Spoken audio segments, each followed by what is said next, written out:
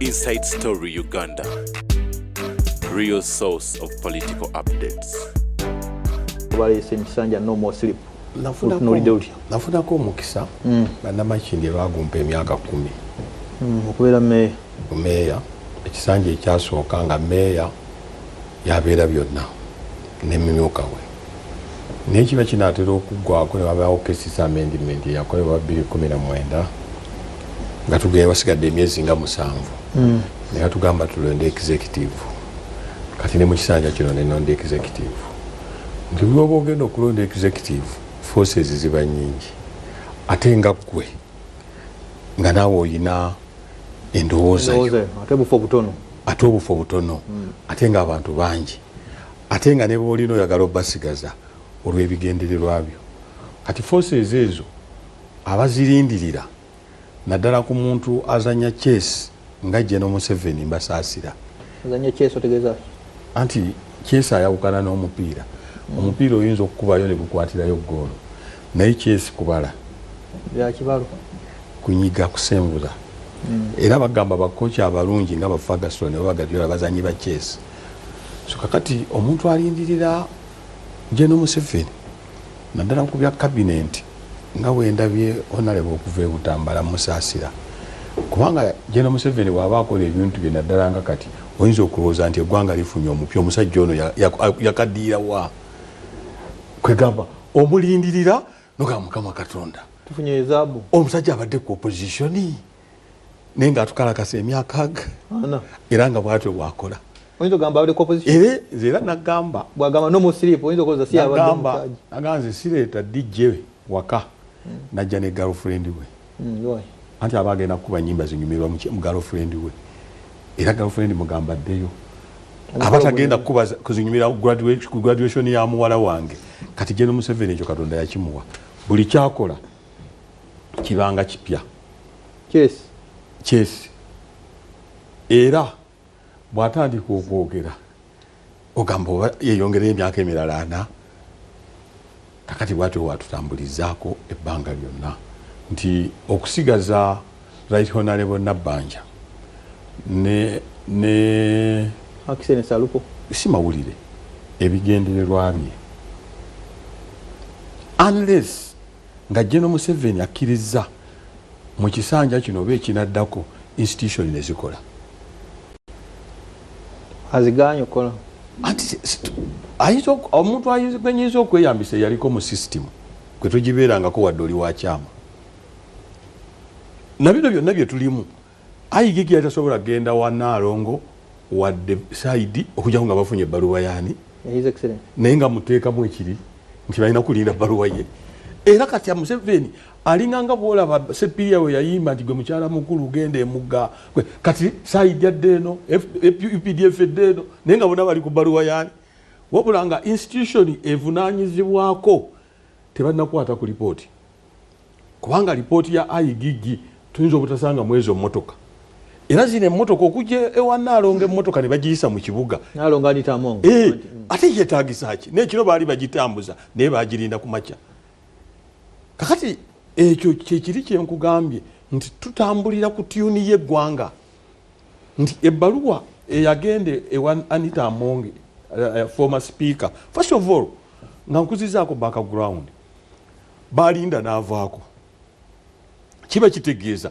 nti bagenda ogenda ewuwe ng'ebintu ebimu babidrowinze nga Anita abijjeeyo nga gavumenti tomanyi nti obanga obadde former speaker olunaku lwe yalayira ng'omubaka wa parliament security ekyuka kakati ffe ne batutegeeza bwe yajja ku parliament okwaza ofiisi ye kale ne speaker ayise wano bulijjo watakola ki yali azzenga former speaker so si speaker era bino byonna bye bamukolako tebabikolako nga speaker waba babikolako oba kitegeera so n'olwekyo nti Katonda yamuwa ekyo era General Museveni tatufuze emyaka 4 by accidentally ekyo saagala kugamba bantu muzanyi wa chess era nze saagala kulimba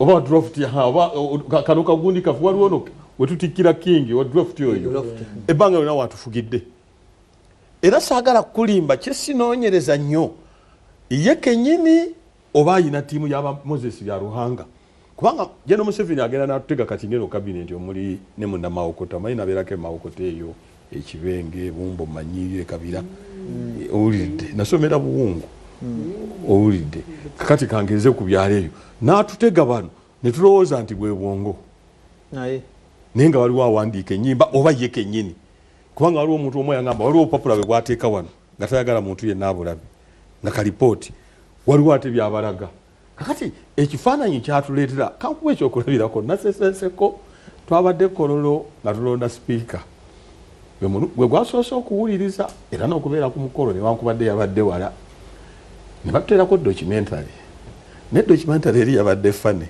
zabadde nga za 3 naye emu yabadde ya miyembe oba wagiraba General Museveni teekawo lipooti eyaba iso bakuleetera emiyembe egyo ng'emiyembe omusajja agamba nenkyagenda kufuna miliyoni meka naye nga tekuliko wadde akamuli temuli bukozi ne mwe mutufuulira ddala mutulabako amatu mutulaba kapa General Museveni ne mumuwa lipooti naye n'alaga documentary abantu abakulu abalabako ku kyando mu kupaaka wano ne tulaba abantu abafeera nti omuntu asobola okujja n'atunda wano eddagala naye nga n'abaligula yazze nabo mwena nammwe ne muggula ne bagamba nti omuntu ebyemmumbwa kwega kyando yaleetanga eddagala bano basooka okuwa omanyi ensi yali tennalabuka nali nsoma lubiri awo kati kyando ng'akola paper bag eno ogiraba ng'akola entobezi 2 kati ebyanaafuusa biba wansi kati wano n'ayuza ebipapula n'abiteekamu kano ke yayuzanga ng'ayiza ntobe eno eyaki kati najjamu laddo n'agikuwa n'oli n'amuwa kati abo ne batandika okugula eirizi kati General Museveni ye ripooti documentary ze bamuwa twalabye emiyembe giri n'omusajja engeri gye yatugambye bwe yafuna olunaana n'agula embuzi 16 naye n'enkya emiyembe gyatulaga tewali wadde ekisero mwagitadde wadde akamulize nga tuli awo ekololo ffenna naye nga negye General Museveni bamuwadde ekirala kye nalaba ali genuine yewenkoko naye era nagenza okubuulirira ng'omuntu ayakulira mu ghetto nga n'oyo atugamba enkoko sizize za mukungu wa gavumenti era intelligence gogirina ati nze gwe muri nzaleka oyinza okungamba nkugambe kati ng'ebyo byonna babimuwa ye n'abiraga ensi kati emiyembe gyoyogera tegisobola kubanga tegyabadde mu season anti yagambye n'enkya wabaddeyo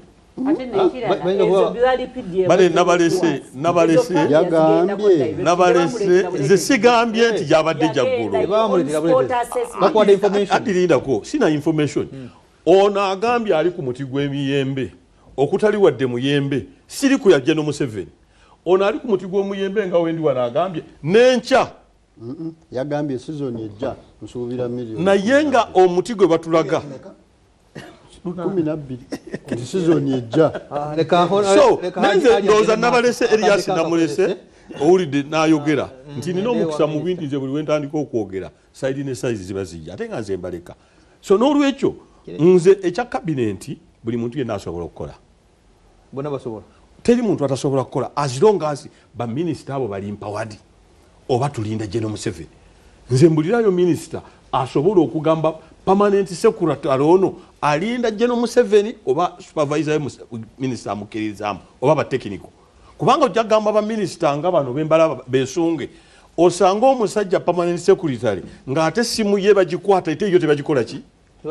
tebagikwata bibaawo nze nalinda byeko oba seerabidde twali Masaka eyo Gilbert Bukenya n'atuuka yali vice president ne batakuba luyimba lwa ggwanga omulala najja nga sina minisita ne bakuba oluyimba lw'eggwanga naye ng'oli yakiikiridde omukulu era tubabye emikolo mingi nga senior minister waali katukitwale bwe tutyo naye nga junior yazze n'obubaka bwa president obwebuki kati bano baminisita betulaba abali kuffe closed balinze nalimbaddeko mu kitundu nga tawuni kiraaka tagambwako nalinda byeko mu kitundu nga mu biseera bya covid RC5 akulira egundi nga bamujjako emmotoka so kakati nze sagala kuba kigumaza bano mbateekeko amaaso amoji ono agenda kukola ono tagenda kukola kubanga manyi olunaku General Museveni lwanaatuyamba n'agamba nti kati bonna mbawadde obuyinza nga bwenda wakati bwe tufunye speaker nti okwogera kwera ne Honorable Ssenyonyi akwogeddeko leader of opposition nti mu speech ye yalaga nti tugenda kuzza ekifaananyi kya parliament nine General Museveni wanaatuyamba nti baminisita bano n'ayita batekiniko kubanga tugenda batuma ebintu ngeri batekiniko bakola biki birala Honorable Mayanja atuuse okuva mu by'ettaka abadde aleka wano nga bagambye muva ku ttaka abatannatuuka ku round about nga bazeeko kakati yeggwanga lye tulimu kati nze kye nalondeddemu kiri kimu kikwata ku ffe nga abaswahaba ti baminisita 3 natunuddeyo omanyi kati ebintu ebisinga tuganyulwamu kabenze mubaka nga tuli eno mu church mizikiti mu fundraising ebyo bwe tufuna service eyo ey'abantu ffe baswahaba mu bantu 3 twafunyeeko 2 Honorable Nakadama ne Honorable Amisa Kabanda eni ngamba wali sira mutabani wa Moses ngamba muswahaba mwali mu cabinet fulu kana ate we nagenze bali bameka 5 state minister era kuba state minister nga baswahaba tulinako 6 nga nti ani abali ekibalo kino kubanga bino ebyali regional balance twabalako wano nga abasajja abagundivu abaganda bangi tewali kyakyuka ekyo si kyakyogeramu kati natunuliddeko baswahaba nga naye kuliteeri ekino kye bakozesa ffe baswahaba ku cabinet abantu 3 wali esooka tufuna ye kale General Museveni mujjeeko yagamba yagenda yamanji yayigira ensolo ye neŋŋamba wano kwa Lupo right vice president tetuliwo netujja ku Nabbanja tetuliwo netujja Kadaga tetuliwo ukiina Kadama nemubeera ndezijja ogenda n'ekiwago enkota yaani ontuusizza gendaawo ku vice president Swahaba tewali netujja prime minister munabwayise w'Embogo tetuliwo tujja Kadaga tetuliwo notusanga eno Kiyonga si yaddakaawo Kiyonga kati netusooka tusangayo Lukiyawo mwannyinaze kati awo netukkirira netujja tusanga minister wa Kampala ate eyo ministry eri under president omanya byo tubibala kati nenvaayo nenzikirira kuba n'ataano mu emeka nayo nentandika okubala nga Kasolo aguddewa abadde wali azeni why awo nja kugamba kubanga bulijjo General Museveni atera okugaba ebifo n'alekawo yaleseeyo babyaweddeyo naye nga bino ebya bulijjo abantu nze mbayozaayoza buli omu afune ebitiibwa bye bimusaana nga minisita era akole byanasaana okukola wabula era ekinene eggwanga lino tukisuubiriza mwoli appointment authority kubanga ye waana agamba nti kati babuulirize ku mulya nnyama era ojjukira ne mu bbaluwa eyo oba wagisoma bulungi yagamba nti omuntu yenna anaagezaako owulira naye abamanyi abantu be okuyingirira okunoonyereza kuno kajja mukola ki mujutuka so n'olwekyo nze baminisita mbayozaayoza naye nze nsaba General Museveni abantu bano abempowering buli omu municipal baani ddala bali ready okukolagana n'abantu bano babagenda kuba basitwenja gye bali. Honorable Susan Nakauchi Nsambu gwonku bayogerako ono minisita bannaayo mulonde saayo nakuba ekirayiro ekyo bwa minisita nkuyozaayoza okugenda mu lukiiko lwa cabinet era njagala okuba ettooki mu cabinet yalondeddwa Kisanja no more sleep, no corruption, olaba will it deliver to the expectation of the appointing authority? Unamaokota. Nyanza kusokera ddala njagala okwebaza abantu b'amawokota y'Amaserengeta tibanteekamu obwesige era akalulu kaabwe kantuusizza wano wendi njagala okwebaza ne president nga appointing authority tibadde alonda kabineti ye yerabye nga ne munnamawokota muzzukulu wa Mugema asaanidde okubeera mu kabineti ey'ekisanja kino. President ng'omuntu nange bwe neeteeka mu bigere by'emusaasira kubanga buli ludda luyina expectations. Ebifo by'obwa minisita ebanga se both cabinet ministers ne ministers of state bali 84 naye naafunyeeko akulaga nti tasiimye. Afunyeeko ki? Afunyeeko ku bifo nga different zina interest zaazo nti Haji Mulyanyama alaga obutali bumativu nti ministers of state bainako mukaaga bokka mu cabinet ministers babiri bokka nenga tujja kwebuuza is it feasible nti buli interest group ebenga ematidde kuba kati ojja kwesanga nga tuyina different religious organizations kwegamba amadiini mangi ag'enjawulo nti lwakiri saidi ey'obusiraamu bafunye omukaaga n'ate amadiini amalala olunamala ne mama Fiina naye ajja kuvaayo abasodokusi bakomplaininga ku masaliro ga kabaka nti baalinayo minisita kuba balina sekikubo ne Nakimuli kati simanyi omu parliament no balinayo abasodokusi simanyi era nkiwa bwematulidde kabineti eno hayiridde nti balina kati ataafunyeeko wadde agenda kuba akomplaininga nene yafunye naye akomplaininga ti president atulira ebintu bingi waliwo regional balance nti agezaako nga bw'asobola buli region ereme kuviiramu awo central region naffe tubadde nga tulina omulango ogwaffe gwe tukuba nga naffe tugezaako okwerubinga here and there bifo 81 tuba twafunyeeko 21 tetusobola kukuba nduulu mukuba 21 kyonna 21 ku bifo enka 81 kitegeeza region ziri endala zonna zigabanye enkaaga zigenda gabana nkaaga kati awo ogambira nti kale ng'omubi ogweru ogenda kusanga waliwo ne consideration mu myaka ti n'abavubuka nabo nga bagamba naffe twagala okulaba nga mwe tuli mu cabinet abakyala nabo ne bajja twagala okulaba gender balance. We are talking about gender parity, gender equity. So nakyalina kibalansinga era nebaza His Excellency nti omulundi guno abakyala ebifo 49 ku 100 yabituwadde 49%. Yes, kubanga tulinako ba ministers wemanga se cabinet ministers ne ministers of state ebifo 39 tubirina kate wengatako ekya vice president ne prime minister ana mukimu twatuyingidde efaana mu kimu. So we have reasons to be grateful. All right. Naye ate nateekamu ne consideration ey'okubanga ebiruubirirwa byagala mu kisanja kino no sleep no corruption nga nabyo bituukirira n'amanya nti kati waliwo bengenda okusuula waliwo bengenda okuzza ngenda nakuteekamu abapya bagenda okunyambako okutuuka ku biruubirirwa ebyo. Kyova olaba abapya mu kabineti eno bangi.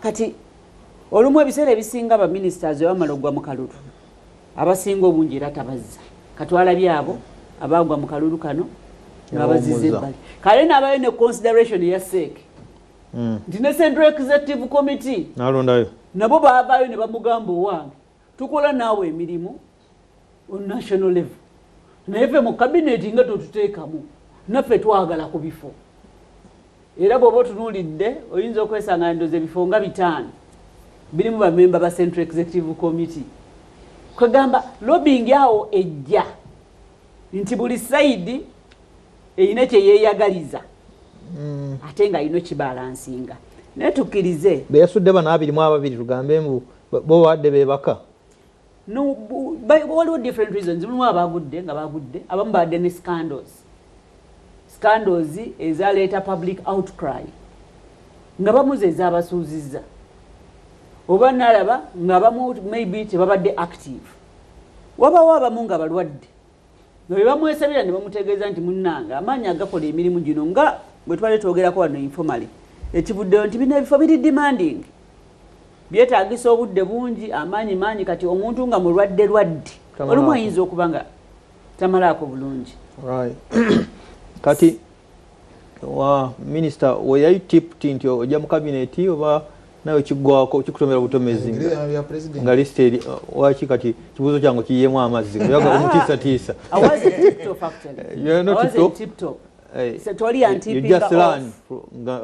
bafulumiza nange actually omwami wange ali Algeria ye yankubira essimu nangamba era kati kawungeezaawo teekako amawulire naye nga oweri yamanyizo ali wano nga simanyi. Yeah, so it was really a surprise naye I wasn't very shocked because I have something to offer this country. This country needs me. The country needs you. Yes. So I'm just fortunate enough. The way you're confident, the country needs you. It needs me. Okay. So I'm just happy nti omukulu yakiraba nti eggwanga lino lyetaaga Nakawuki okugattako. Nate nampa sekita ey'ebyobulambuzi namba 2 mu kuyingiza ssente mu ggwanga wano. So omulimu ogwo manyi si mutono. Naye I have what it takes. Okugukola obulungi. Fuula minister y'amaanyi. Yes, okugifuula y'amaanyi eri visible ate neeyingiza essente esobola okubeera nga zitambuza eggwanga lino. Ne mwebaza ne ku ky'abavubuka young people ebiseera ebisinga adde bawulira nga bali left out. Naye nalabye minister gwe yalonze, Minister of State for Gender, in charge of youth and children affairs. Omuwala omuto bamuyita Lakisa Masi. She's in her 20s. Naye, I know she's smart. She's a medical doctor actually. Obonga abulina. Naye era bw'oba otunudde abali below 50. Ate bangi okusinga bano ab'emyaka egigenzegenzeeko. So he tried as much as possible. Yagezaako kubalancing. Ne regions. Kanabyeko n'aba West Nile nga bacomplaining. Nti ffe nga West Nile batuwadde ebifo by'obwa minisita bitono ddala. N'abala 1, 2, 5, 6 naye nga naye awulira bitono ddala. So tukkirize nti buli muntu tajja kubeera satisfied. At least cabinet eri representative eraga ekifaananyi eky'eggwanga lyonna. Okay. So muyina essuubi nti mugenda kuweereza? Tulina essuubi. Actually abantu bonna abalondeddwa mbalaba nga balina obusobozi. Waliwo ewamu nange wentunula nenkuba toki neŋŋamba naye wano ono yandibadde tajjaawo. Wakusabira nnyo. Ndi yandibadde tajjaawo oba lwakiri yandisavinze beta nga ali wano. Naye bagamba bukadde magezi. Tumanya kya mukadde. Jajja yamanyi. Kati ayinza okuba nga alina ensonga ze bwe gumutuusizza. Era naye aprofesinga nti ayagala kulwanyisa nguzi naye ne bamuwa ministry. Wana fitting obulungi ya local government erimu akasente ka PDM. Akalondoole. To benefiting mu extra energy eyo gyalina. So manyi eggwanga litutaddeko amaaso. Naye nja kubasuubiza nti emirimu tujja kusobola okugikola. Enguzi n'obulyako ebuvunaanyizibwa bwonange aba State House Anti-Corruption Unit bagamba tosirika ng'olina ky'olabye mu kkowa eryo.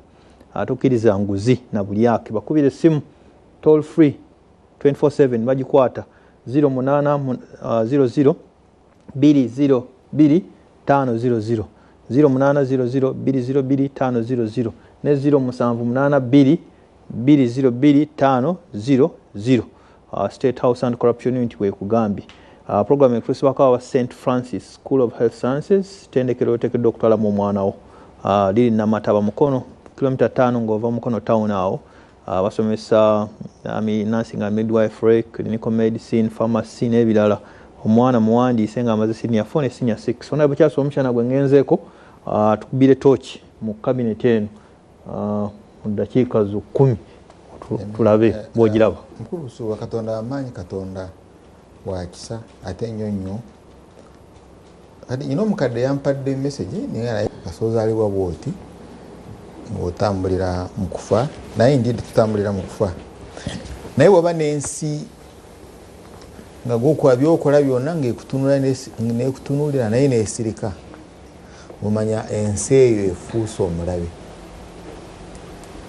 Ng'ensi yo tenyiigako kola naawe kyokola ng'olaba kibi naye nga tenyiigako ng'ekutunuulira then omanya ensi efuuse. Ng'oli mukulembeze oba ordinary person? Nente nozireka ne ziyingira mu nnimiro z'abantu nesirya nekutunuulira. Ng'okola ebyo byeffujo waliwo ayogedde wano kati abantu boogera mu bwama bw'otuuka nga bona boogera mu bwama ne basirika ne bajja mmwe ne bakutunuulira then omanya eyo ensi efuuse omulabe gy'oli ekiddako okukutta. And indeed, in enseta, setukiramu nekutukiramu bwe ate nekutta. n'obuze naye nabakola ki naye nga it's late kati ekyo kankirekerawo tuli mu kisanja more sleep no more sleep more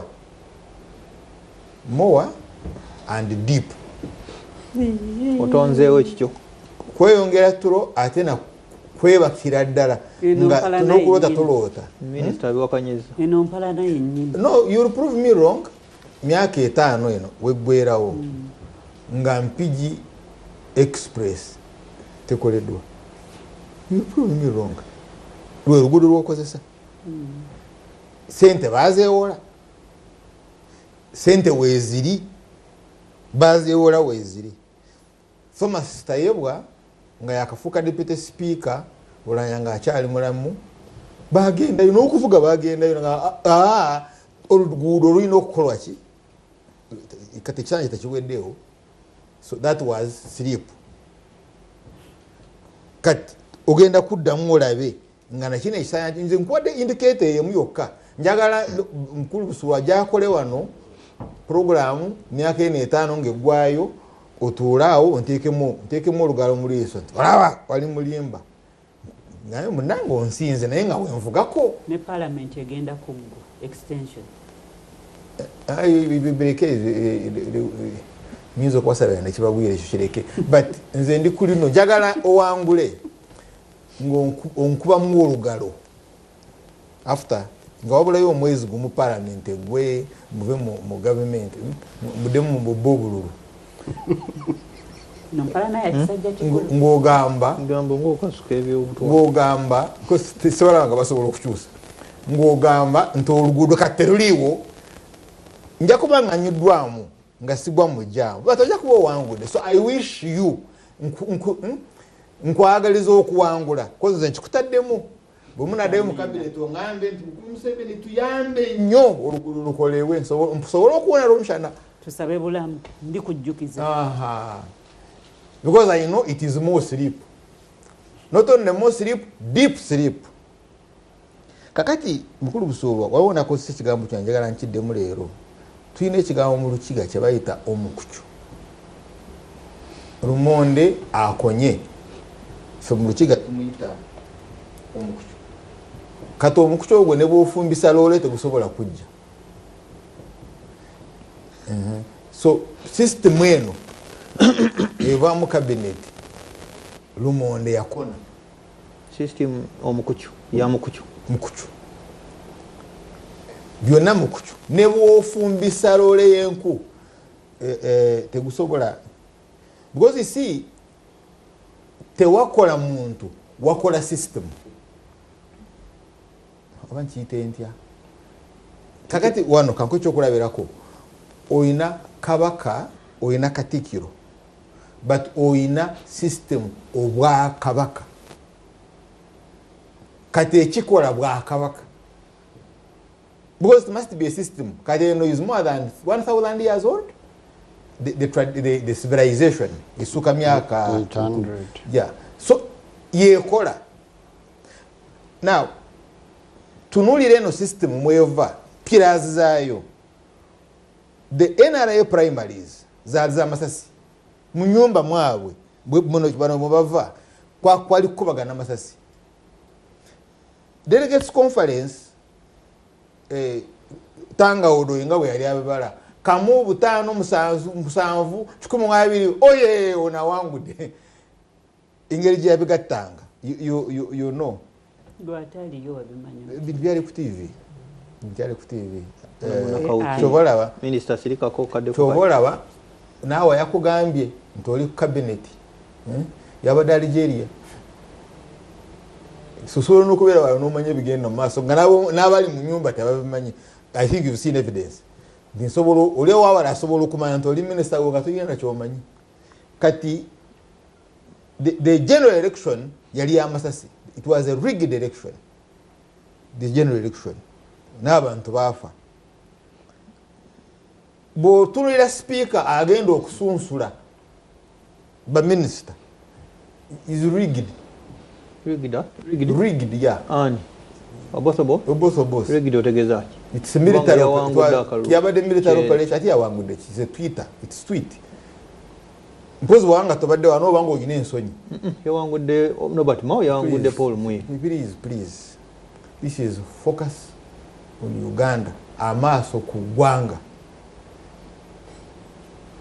Yali ayagala okwesimbawo ate nga alina okwesimbawo and yali resolution ya seke. Not my resolution. Kati tali mu police seru is under police investigation, tali mu police seru alika je bamusibidde. Extremely very unlawful. Tomanyi na mbeera gyalimu. Toyagala na kumanya bwekityo bwe tuli wafu. We don't even want to know. Echiriku ayali former speaker, the previous speaker. So ono is a rigged system. It's a rigged election. Kati eyo rigged system tesobola kuvaamu system etambuze eggwanga mu nkola ya constitution, because you see oyina cabinet abantu balowooza nti president yatambuze eggwanga. No, atambuze eggwanga is cabinet, and cabinet eyina definition. Genda ogisome. It is there shall be a cabinet composed of the president, the vice president, the prime minister, and a number of other ministers appointed by the president, approved by parliament. You get. So there has to be a cabinet. President ya chairing a cabinet, omulimu gwokubiri is appointed. 3 is automatically a member of that cabinet. Tasobola kutambuza gwanga yeka. Ayina okulitambuza ne cabinet. So there is a reason. Then mu cabinet oyo ina mu secretary to cabinet and head of civil service eno katikatuma mukulu katuma amara jagenda okukulira. Now that cabinet mchalo njamu agenda okutuula.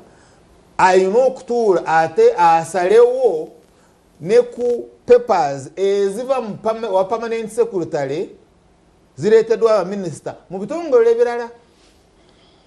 So in other words, bwatuula mu cabinet eri abali MP kanchite MP kale for her civil service permanent secretary minister of tourism ebyawe biyitira mu ye nebigenda mu cabinet nebigenda naye but ayina atokuyisa kutunula atayise nebiva mu agriculture ebiva mu defense ebivawa because the all ideas bazileta wano. Yes. Kati ebivomu byebijja mu parliament. Now why it becomes ekigireetera okuba cabinet y'abantu is that parliament yandabadde egitunuulira negamba oyo nedda. In other words, zino views zetuwa mu kind this thing if we are in a democracy nayo kante tuli nti zino views zetuwa parliament yandabadde ezikapuchalinga, right? Kati mu kusunsula bali ba minister nezigoberera. That's why they are saying you vote. Ate kati President Museveni wabanga yemalirira kulwacho wadobuzo wabutambala asalewo. In other words, tubadde kisoboka wabutambala n'abalo okuganda. Vice President natafuka Vice President. Simanyi obote yajetegeeza. So the system was designed in such a way ntwabeerawo checks and balances. Uganda eremu okufuna Prime Minister ne Vice President gwe talina kufuna. But why this one rigs? What system is rigged? Ntobeere ne parliament joyagala naye nga si parliament is because oyagala kuyisaawo ekikyo Abanayuganda nga tebalinamu ddoboozi. Otherwise kyandibadde kiyamba mukulu Museveni bw'obanga system ekola okuleeta Mukyala Nakawuki as prime minister. Society nemugamba oyo ataawo tasaaniddeewo. Oyo asaanidde kubeera vice president, she's even much better. Oyo mujeewo mutwale wali. That's how we designed that system in CA. Naye CA ekola. That's why you see naye ka minister akugambye katulina na mmere agenda kulwanyisa ababbe ba PDM. That's not the work of the minister of local government.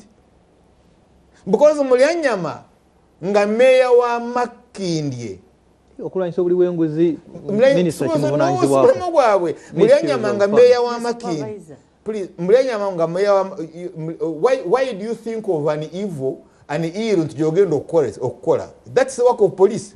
Mulyanyama nga meya wa Makindye yali alina obuyinza obuli devolved, obuli decentralized.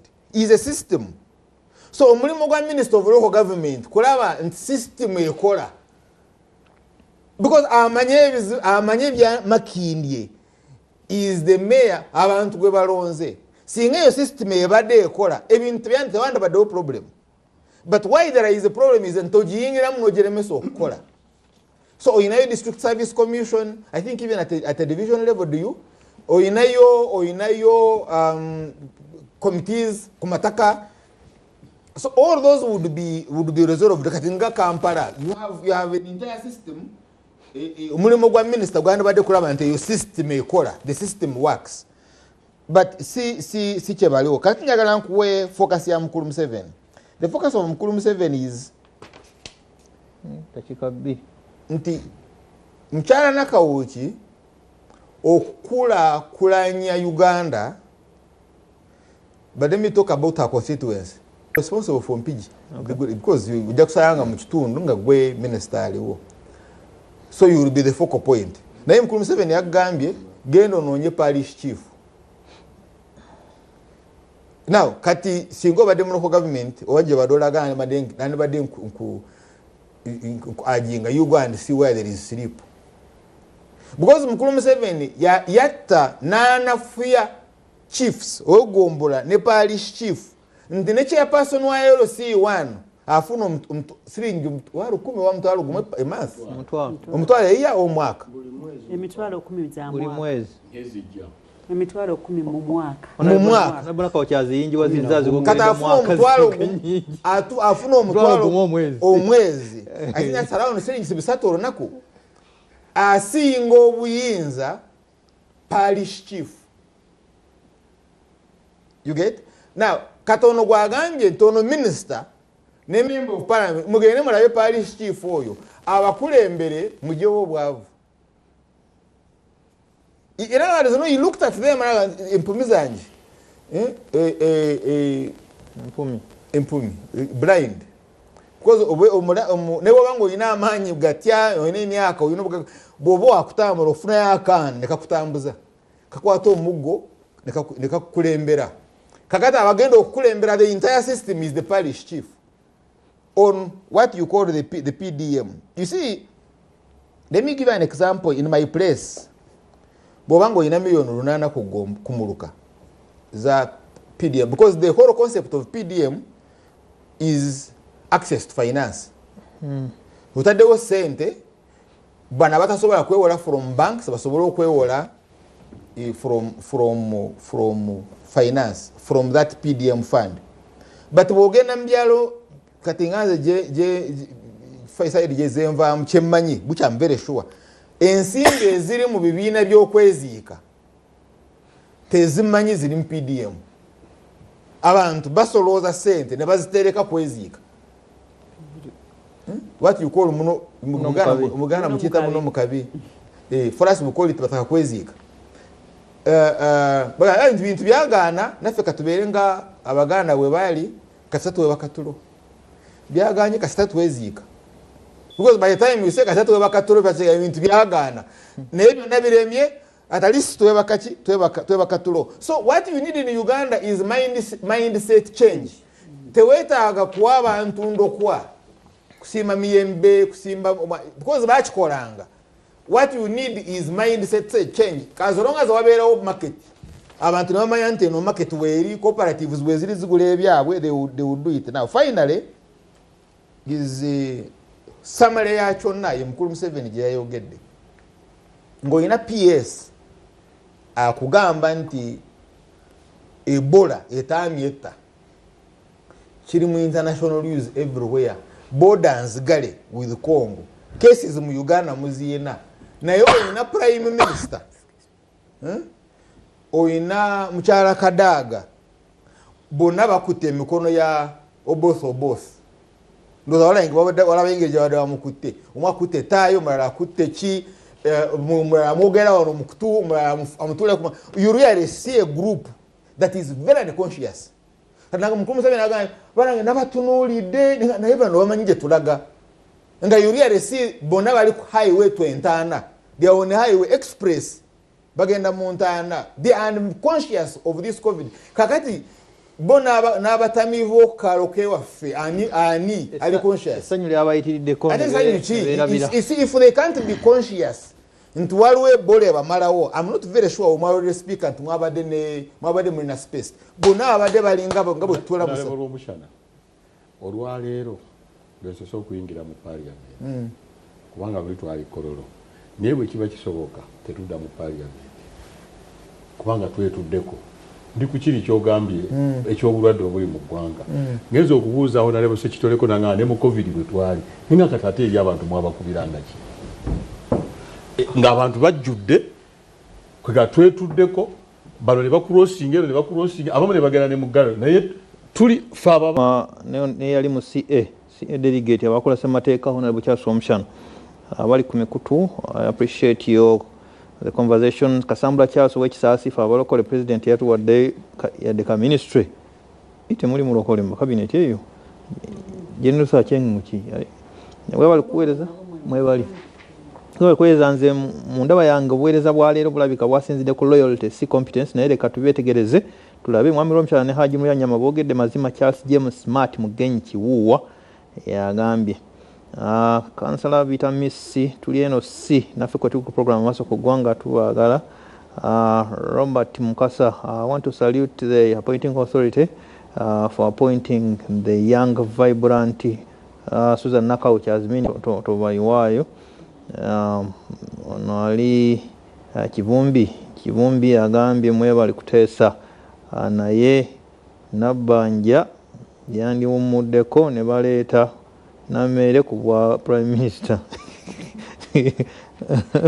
no abateesa mbalabye kakati Honorable Eliasa Mukasa Sserunjogi tutunudde cabinet rather chief sorry njagala kati budakiika butono tuli muteeka yaffe esembayo budakiika njabbawayo 2 iyo shadow cabinet ogiraba otya around $1 agyetegerezaako producer ogiterako katono ontutte ku shadow cabinet wadoina badde nina akantu kenjagala okwogera tubadde ogero lekogende ku ekyo si kulina tugenze mu maaso mu parliament leero omanyi Uganda enyuma bakugamba nti Honorable Mulyanyama ali wano abaddeyo tetwetudde wala nnyo nga tukakasa Prime Minister Nabbanja kakati mukumukakasa simanyi oba obululu bubadde bumekaawo butamulonze leader of opposition Senyonyi Honorable Betty Namboze kibalya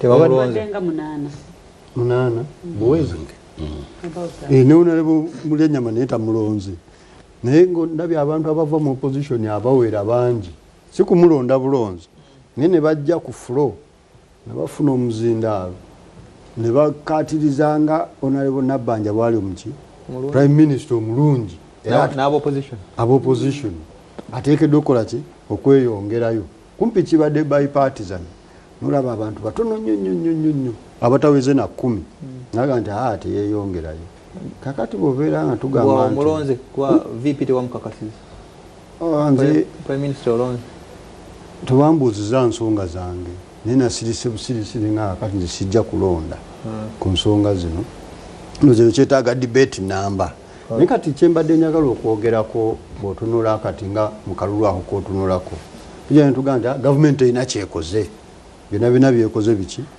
naye ate abantu abagikulembera abaagala okukola emirimu ne batuuka ku individuals kuba kakati Prime Minister leader of government business ateekwa okubeera nga bulldoze okulaba nga bano bakola emirimu supervisor w'aba ministers bino bitambule newunyiza nnyo abopposition nga baga nti kubanga bagamba gavumenti eno terina kyeyakola mu kisanja kiri ku campaign platform yaabwe ekyo kyekyali ekikulu naye ate kati nebajja ne baga nti ate yeeyongereyo ekyo kinewunyisiza kati genda wenkubuuziza wali kubatoki bwe tutunuliramu eno tulina kutunulira alternative government anti alternative government nayo tebaddeeyo nkyukakyuka kubanga leader opposition era yasigaddeko ojjukire era yasigaddeko akiza mpako list chief whip anewunyisiza aze abuuse mangu Chifu Paul Mwiru yakava mu yava mu FDC n'asala n'aga nti ngenze eno timbuuse. Omanya akati bino ebintu bina ebituukaawo gazi yamu katono Honorable Elias ayinza okuba talabikira bulungi nabalabye nabeetegereza nkimanyi nti nno Honorable Nambeshe abantu badde bamwogerako nnyo nti ayinza okufuuka leader of opposition naye kati ye commissioner waffe mu parliament n'abalala mbeetegereza naye nga point tolaba nkyukakyuka enkyukakyuka obuliba oli awo obadde tosobola kugisuubira nnyo engeri akalulu gye kagenda. Honorable Ssenyonyi ndowooza akoze record sibadde sijjukira yali ani Honorable Wafula Ogutoba ye yasembayo okumala okola emyaka 5 kola emyaka 5 wagula adde bakyusangako 2.2 naye akavuyo akabeera obubeezi awo Ssenyonyi akoze 2.2 anti yakola 2.2 giri kati bamwongedde 2.2 gino this is a new term anti new term naye kati mid term bakirivyowinga era bayinza okumuzaako oba okumukyusa gibe 2.2 half term ne bakola kye baagadde nga njagala okunyumizaako katono ku bigenda mu maaso eyo omanyize nali Butambala nga nvuganya ne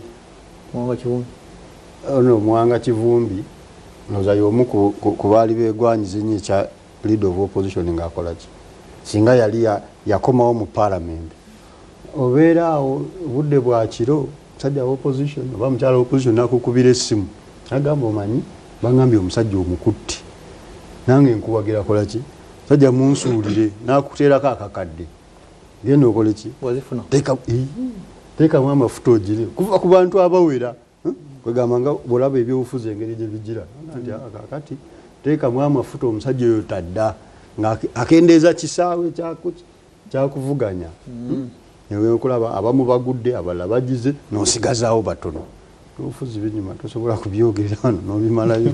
Harriet Nakwedde newcomer ye deputy whip opposition yaneewunyisizaamu naye kubanga waliwo abantu ababaddewo ebbanga mu opposition n'omulala neewunyisizaamu komite egenda ndowooza kunyuma onobozaake chairperson government assurances committee Zaki Francis Mutebi government assurances ekyo tuli wa commissioner yabuloza omuzoganyi nkwanu gwanga nyumira naye kugamba cabinet eyo ina ebintu ebinyuma byogenda okulaba ebigenda okugenda mu maaso ndowooza fireworks. Sewongo Gonzaga defense and veteran affairs ye kalikiriwo wakiwanuka wenu information and anti-corruption Honorable Sheila Maniyo kakatola Honorable Sewungu kati agenze mu kisanja kyakumeka amini okunyweza NUP senior legislator bicho bado olowooza noga nti ayinza muwayo committee nangamba kulire eno bikinali alide bwa minister tafunye afunye bwa minister wa shadow minister mbulabye nze mbadde ngamba ku accountability committees kubanga waliwo obeera chairperson nti nze nvuga agenda ya kino kiba kyanjawulo omao ngende ku member wa NUP asingo bitegeera cabinet ya mogira bwo nzera nga we ngambye ku ya ruling party nze mbirivinga nti omuntu yenna asobola okukola kubanga tesobola kujajinga novo olw'eddiba lyayo as long as institution eri bweti kubanga byonna ebitufuga institution we ziba nga zitambula nti ddala aba opposition be balonze basobola okucheckinga government eri mu buyinza era speaker n'abawo omwaganya ng'olwaleero wakoze kubanga abantu ayina ekifaananyi nange kyenajjiddemu kirala mu parliament ate ne speaker ayina ekifaananyi kyatuzaayo mu fe abaali bategeeramu eri eyaba wakapabulo bayume parliament okuba ng'erina omuzinzi bwe kiba nga si kiguumaaza nga tebamuyita oluvannyuma lwamugamba seba obula wani aligamba yali mukwano gwange ku nyanja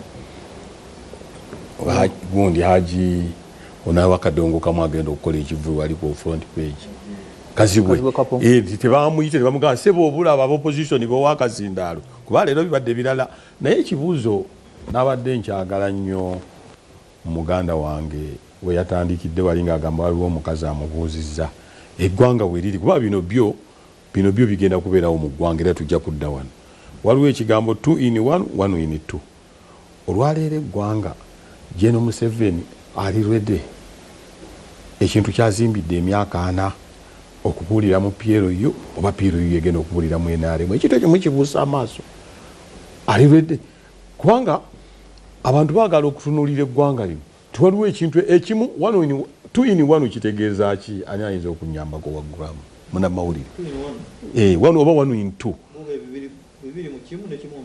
kakati kirwa kati ekiriwo ebibiri mu kimu mu PLU ne NRM tuli mu kimu oba 1 in 2 NRM yefuga kati naawo General Museveni gwe manya ayagala legacy aba PLU mbabuuza ali ready okulega legacy eyo gyazimbye okuva mu Mozambique nga yava mu UPM wasoma akatabo kesobange the said n'alekera aba PLU bagende maaso oba PLU eri ready okubulira mu NRM bino byonna bye tuliko bino sagala kulimba kubanga bw'olaba tweeters ezigenda bakabaho nalebo kabanda be basetinga eggwanga nali njogerako n'omulumi nga ne General Museveni ono katumwe ku respect afuza atya amagye bakasirye eggwanga baani bakyakabaale baani naye kati kino kyekiri mu ggwanga fe abagala eggwanga lyaffe kyekiriwo kulaba ebintu ebitambula ahandolinga ensonga kyenvudde nkubuuza lw'omushana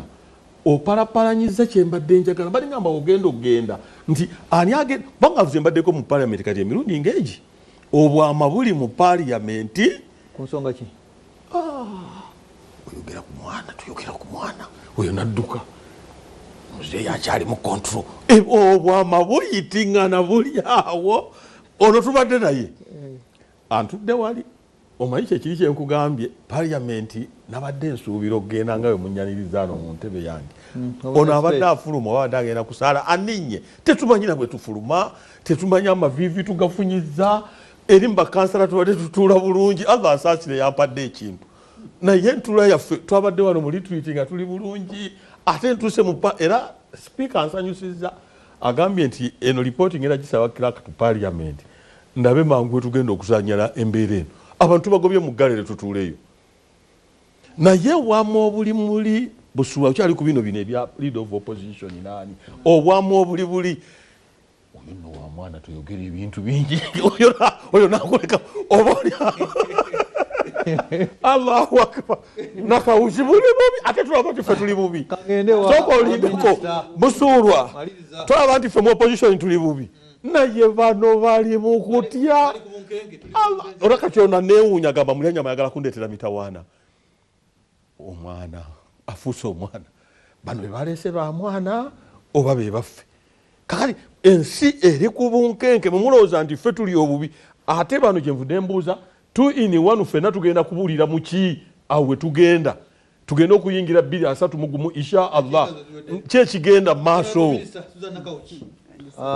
cabinet opposition ni alternative ya ogitunulidde okyaye munaweereza bulungi gundi ya opposition nuli ngitunulidde nayo nendabanga erimu ebirumira nga bali bubi nabo bali bubi kubanga nabo means what parliament anti mwogera ku yaffe mwogera ku cabinet ya president Museveni nga mwogera ku yawe ne katineri mwenga aba opposition nti waliwo ababaka ba opposition bemanyi nti bali parliamentary material ng'ekifo kyonna kyonna ky'omuwadde obeera sure nti agenda okusobola okuexecutinga mandate eyo n'wabaawo ebifo nga nabyo byetaagamuko obumanyirivu.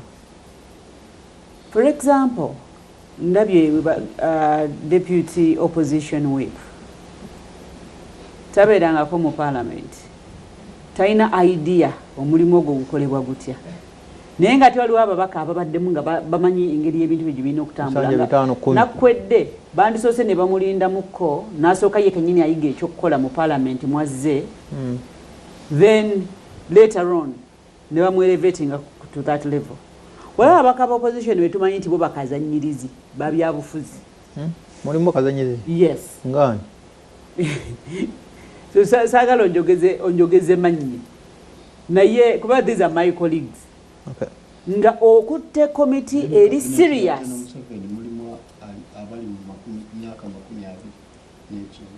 kituufu ekyo nga tebabiranga mu parliament.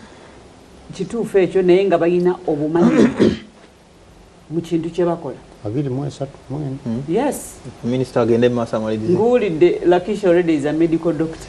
Masi. Era abadde akola omulimu munene nnyo ku baana. Bamutadde ewantu wayinako ko expertise gy'asobola okukozesa. Nti kati bwoddira accountability committees zino waliwo ensonga lwaki gavumenti yasalawo eziwe ebibiina nga bya opposition. Kugamba for purposes of checks and balances. Zipaaka zikosasi. Yes. Kati bwoddira omuntu nga wakatemba ali mu muzannyo n'omukwasa komiti ng'eyo aba talinayo nnyo kyamakulu kyagenda kugatta ku gavumenti. Paaka erina nsamba kutiko shabe kosasi n'ebeera n'enkunyingi muwadda ku gavumenti n'ebeera ennambo zebeti wakatemba ono aliwa Government Assurances Committee nebane Zaaki Francis Butebi abala bali ku balaba deputy newo teyongerayo nisigenda kwogera linnya ejja kwogera linnya kati wabawo komiti nga tolina kyogenda ekigendererwa kya gavumenti okubanga komiti eyo giwadde opposition nga kifu abantu nga Honorable Sewungu olwa experience gye balina obumanyi manyi wala ebintu nga si bya guesswork nga either you're going to be efficient or you're not. Either yogenda kubeerawo nga weetaaga kusoma busomi oba weetaaga nga already ng'omanye ekyokukola. Honorable Sewungu Gonzaga y'omu ku bantu abandigase value ennyo mu ezo accountability committees. Nga bw'olaba Mwami Sseggona bwe yali ng'ali mu accountability committee ng'olaba ali knowledgeable ekyokukola akimanyi akola research we bulungi ngolaba waliwo impact like really government is being held accountable nga tebirimu ebyo dancing to the gallery wagala just camera kulengera tebiri mbutaala nga tebiri mbutaala naye wano labawo butaala omulimu nammwe ne mukkiriza nti ddala the government is being put on tenterhooks you know to account kati well those are the choices they have made naye kibulamu nenjogera eraga nti kibulamu webali kweza Salongo SDB nze Alan Sebale mukono ministry esinza okufuna ya public service General Katumba Ambala omusajja alumirirwa abantu kitegeeza abakozi ba government be balidde empanga Alan Sebale oli munna kyaggwe to naye Katumba we kalangala ndowooza hona bukyasi omushana Okay. Batochi mu opposition cabinet in a few minutes. Mulia nyama. Nyama. Weekend ewedde nayogera ku mbyogera ko ku bwama. Pakati nze ate soogera bwama. Muchwala nkugambye nti walaba ngensi kusiriikiridde mwenye genda kukumalawo. Ate sandi agadde nkirabi. Nze nyina history ne mukulu Museveni yambeererawo ate we nayagala ennyo ambeererewo we nali njagala ennyo ambeererewo so sisobola kulaba akuma omuliro ogumumalawo then ne mugamba yongeramu amazzi yongeramu omuliro olw'amaanyi newe kibanga kitegeeza kulufiiramu wakiri ndufiiramu naye nga nkubulira ekyokola ekyo kibamalawo. I will give an example. First and foremost, munzikiriza yennyina munzikirize yaffe gyendimu enkwe kibi izisiini tumanyi oba ne mu culture tradition mukiyina but nze diini gyensoma enkwe izisiini kino kyebakoze ku mukyala nkwe mukyala ki Anita Mungu because babadde wamu mu kibi ekyo kyebabaddemu babadde wamu oba mukunyaga oba mukuba bululu kakube kulima kyonna babadde bakitambulira wamu in other words bamanyi kati tosobolaga nti ze kaneerungiye ng'amalawo oli you all period naye nogamba katono kamuleete mutuge wano then mumundabe nga ali clean. It can't work. Sin tesobola kuvaamu ekirungi. Now so nayogera program ene wedde nga ndaga mukulu Buswana na mulanga ali shocked nimwe appeal ye wedde this PLU outfit eyambuzi kiyinagaba teyina future, it's finished. Era olaba eri ku destruction. You see, Take kati nga zino tweets zabazanyiramu one nga tolana kubasabira soko sabire Uganda gonoonyewo. They don't go in to build. I'm not saying nti malungi gakubira mu ngalo, but gatakule ngo wetegese kulwana ngo yana obusobozi obulwana. Ono Egypt stroke France gobogobera international relations bayina general yali agenda kukwata Tripoli kuva the eastern Libya and Take yayingirawo. Now Take is part of the occupation of Libya. Aba Libya ne the whole of North Africa teyina capacity gobayo Take. Take yayingira mu Syria and Syrians otadeko ne Assad wayo otadeko ne Russia balita bayina busobozi bujugobayo okutuka wejiddewo the Syrian president Assad ali mu exile ate Take ne more or less kulagira Trump nega you must recognize him bamu recognize nze ojukera luli ayali wali keda yagenze mu White House ne bamufuira ne perfume mu kirevu bukuru Trump asaba kwefugiramu naye namfuira mu kirevu. That is Take. Right. Kati bo ina munno muganda ngagamba tugende tulumbe embase ya Take. Bo mwagalizo muganda naye munange please nze n'okukyogera ko skin enziva because tetuyina capacity if something goes wrong to withstand them. They are already in Somalia. When you get it, they are there. They are in Somalia. Interests are where they are undefined. So Guru mu health kati wa ICT Honorable Ephraim Kamuntu Internal Affairs n'abakoba abaddawo era akomyewo. Honorable Balaam Barogahara wa government ez'ebitundu kibadde mu Taasisi Kabwejere. Jeno Katumba Amala abadde mu works kati wa public service. Tom Butime tourism na industry and trade Kyanja Itana Kahinda Otafiire bya Mukama Fred n'abalala bangi abazze tuyinza obutabamalayo naye yabadde Rafael Magezi Taasisi Kabwejere wadda nnyo webali kunzijukiza. Mulimu abapya nga Justin Namere State for Local Government yamyuka Balaam Lilian Abba yakomyewo mu cabinet awo. Alice Kaboyo naye yakomyewo.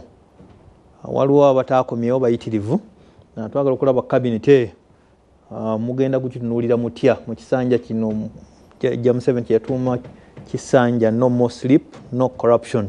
Bano bagenda kutuukiriza okuyaayana kw'omutima gwe okwo kuyalangirira nga akuba ekirayiro kololo oba gubadde guli gutyo lunaku lwa leero ekibiina kya NUP ekyopposition ekisinga abaka ba parliament mu house nabo ne balangirira abakulembeze abagenda okutambula ekisanja kino nga leader of opposition solo kubampa producer leader of opposition Honorable Joel Sekezi Senyonyi akomyewo nemberamu n'abalala John Baptist Nambeshe wa Commissioner wa Parliament wafunye. Honorable Paul Mwira abadde avuganyiza kuwa speaker ye Nampala Chief Whip Waldo Luvuganya. Halit Nakwede ono mbaka mukyala wa Kayunga yamyuka Paul Mwiru mu Parliament. Mwada nkunyingi abaweereddwa bukiiko George Musi bukiiko nga tebulayuka producer abakulembera bukiiko wa Parliament. Ssentebe wa Kosase mwada nkunyingi George Musi amyuka ssentebe wa Kosase mbaka wekira oli wekyadondo East. N'abalala waliwo Minister Patrick Nsamba ssentebe wa Park amyuka ssentebe wa Park Yesara lwa Masansula. Minister w'ebyamawulire ye Sheila Maniyo weri Mukono Woman MP. Francis Zake Government Assurances. Anna Adeke Ebaju amyuka ssentebe wa Government Assurances Commission. Kale n'abalala nga bwe tunaabakuba mutookyo Betty Namboze ali ku local government n'abalala bangi webale producer tujja kwongera okubatunulamu. Abateesa mbayina wano abakatuuka nyina Honorable Elias Mukiibi Sserunjogi mubaka wa Parliament ava Butambala eri munnamawulire era kyekisanja kyekisooka kirabirwa kikuba. Njagala kuyozaayoza okulondebwa n'olangirirwa ate n'olayira kati oli memba omujuvu wa Parliament ya 12 nkwaniriza. Neyanziza ssebo neyanziza nnyo okunkyazaako ku terefayina yaffe. Amiina.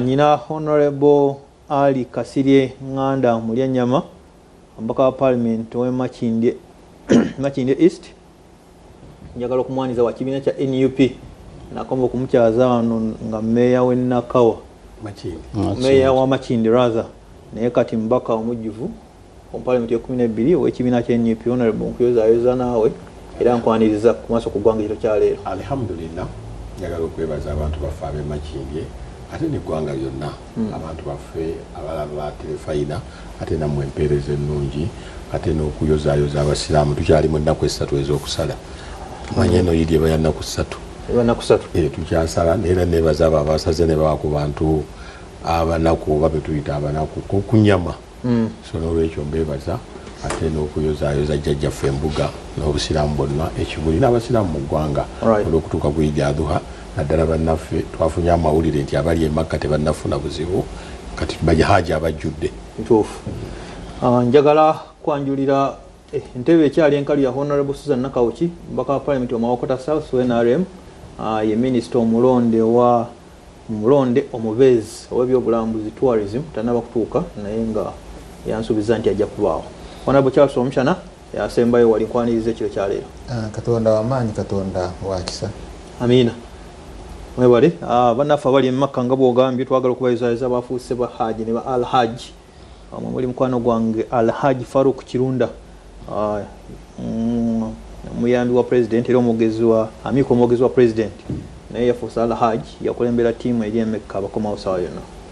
Kale Honorable Elias munnamawulire ntandikidde naawe awo batooki okutunuulira ku President Museveni bye yayogera byayagala bikolebwe mu kisanja kino nayo n'amanyi naga kino ekisanja tewakyali kwebaka tewakyali bwanguzi era bwe yabadde mu kulonda speaker n'agamba baminisita abatakola ngenda kubagoba niwe mbamba lonze kati bwezija mu kitundu kyo nga ndaba abantu bayambe nja kubagoba lwaki nkukuuma nga abantu bayamba otunulira mu cabinet gyaleese eno ebiruubirirwa bye oba byasuubiza oba byayogera binatera okukyuka njawulo ki n'olukiiko olubaddewo tandise naawo.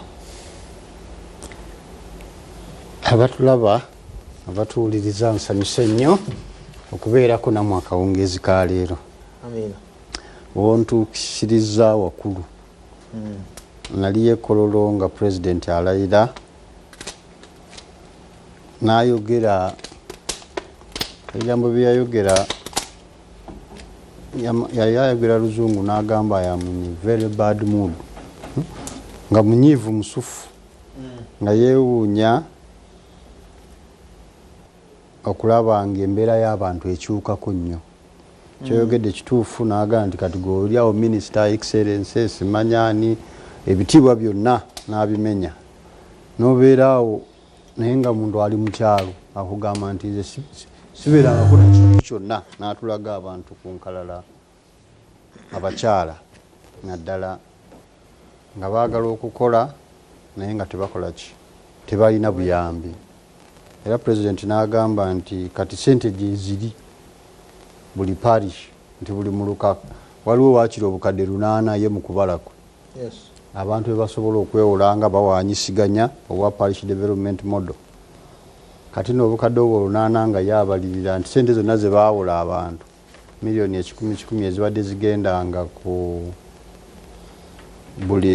buli muluka buli mwaka ogw'ebyensimbi nga akitwala nti be baziwola kati bazikomezaawo agenda kuziza babeere nga baziwola abalala nanga kati capital bw'aba waali obukadde 8 ku buli parish buli muluka ng'ogwe waffe Kasozi eri mu Ngando mugaana mutya okukola ki okukyusa embeera n'olwekyo nga nti luli abadde alindirira kubanga nga tewali ssente abantu bajja mubuuza biki naye kakati ssente zikoze ki zirabise kyekino ekisanja ekyokukola ki ekyokukola minisita yenna atagenda kukola mirimu agenda kumubendegera.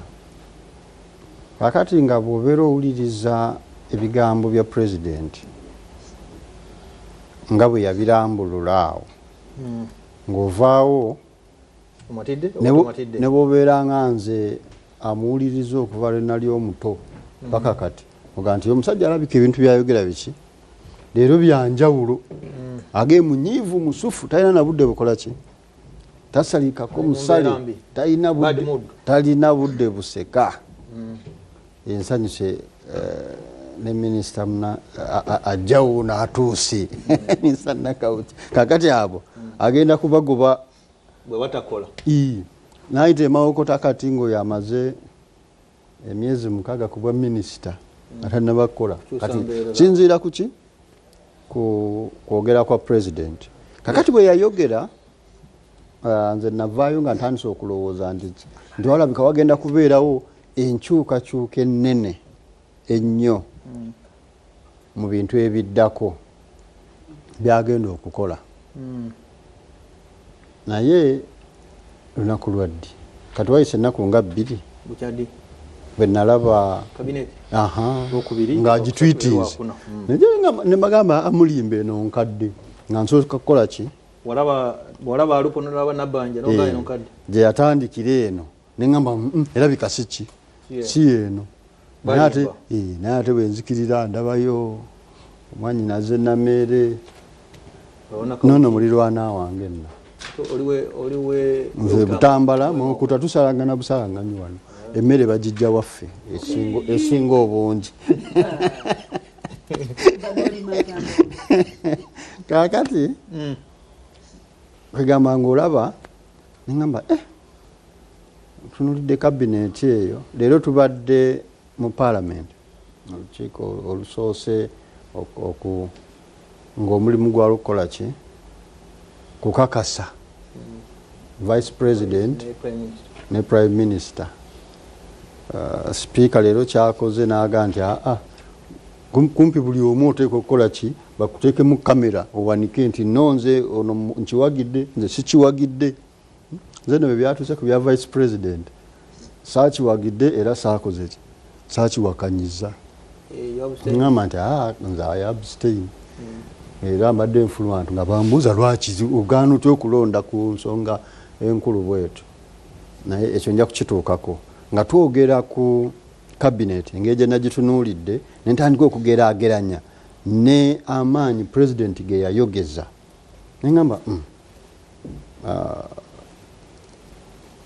pulezidenti kyeyali ayogera kyeyali ategeeza oba waliwo ebirala bye tuteekwa okutegeera ate kakati ebyo nga byombyogera nina abantu be nasanyukidde nnyo okubeera ku kabineti kubanga njagala nnyo ebintu ebipya tutunuulidde nze ebbanga lyonna lye mbadde nkola ndimaze mawulire ekintu ekimu ebinene nnyo bye twasinze okukowa mu Uganda kwe kwogera ebigambo bingi ebikola nebikola ki nibiba bitono nnyo ate nga tukirabye okumala ebbanga ddene akati pulezidenti bwe yajja n'agamba talinaku nakasekaali ki nti alini very bad mood nali ndowooza nti kyengenda okulaba mu kabineti eno ejja agenda kuleeta abantu nti yatutte obudde bungi nnyo nga yeetegereza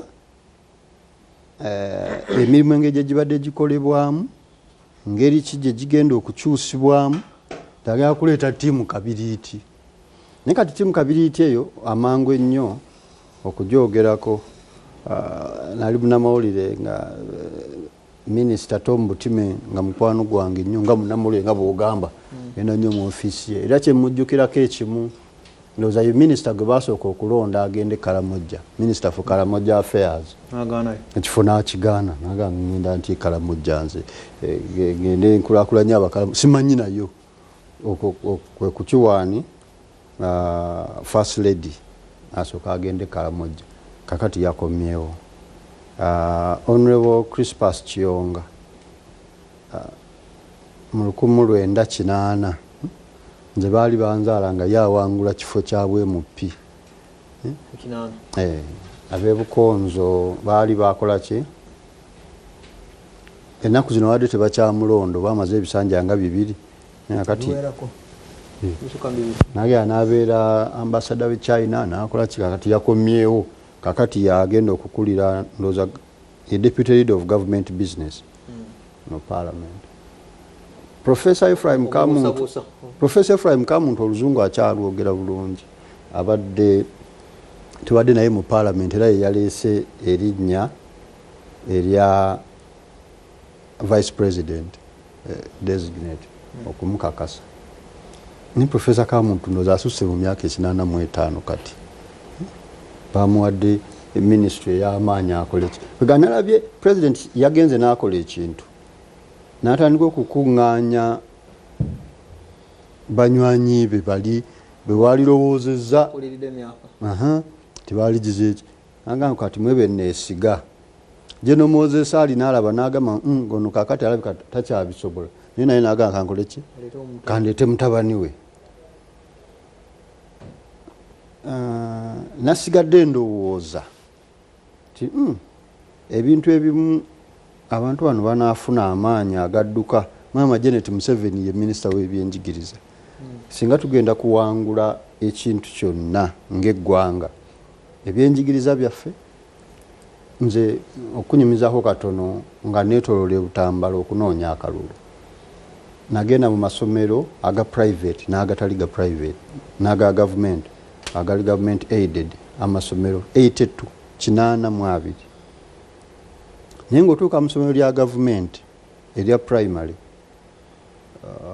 n'osanga nga waliyo balina ebibiina 7 balina abasomesa 4 bagenda ne bateekawo akantu awo ne bagamba nti omusomesa kati basobola okutwala early retirement nti asobola okuwummula ng'emyaka teginnatuuka egyessalira nga nti nina emyaka 45 kati abamu ne bajjayo obusente bwabwe ne bawummula amasomero nga tegalina basomesa ebizimbe byagala kuggwa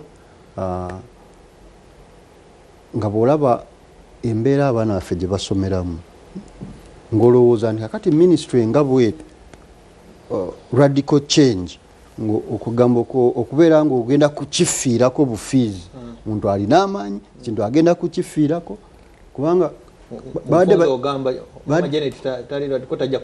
abadde bakyusa curriculum kati bali mu kukyusa curriculum eya primary abaana basoma bulala secondary ku O level A level ku university twagala enkyukakyuka naye nga ekyamazima bwe oyagala okubyogera kutosobola kugamba nti no Maama Janet kakati tandika leero ofiirewo okulaba nga ki nga tukyusa ebintu ebyo osobola bisanga mu ministries ez'enjawulo kati ekyo kwegamba kyekyamaanyi ekyasinze okunjirako nendaba nga waliwo abantu ab'amaanyi abamu be yagenza anokolayo mwanyinaze nameere mwagala nnyo amaanyi ge ngalaba akola ki afiirawo agira simanyi agenda kwetaaga guidance n'afuna ne minisita omupya balamu nanga nti local government njibawadde kakati abo bayinza okuteekawo amaanyi ne bateeka embeera ku bantu abakola ki abakola erigundo nawulidde dda mwanyinaze Honorable Nakawuki nga tugenda kufiirawo ku byobulambuzi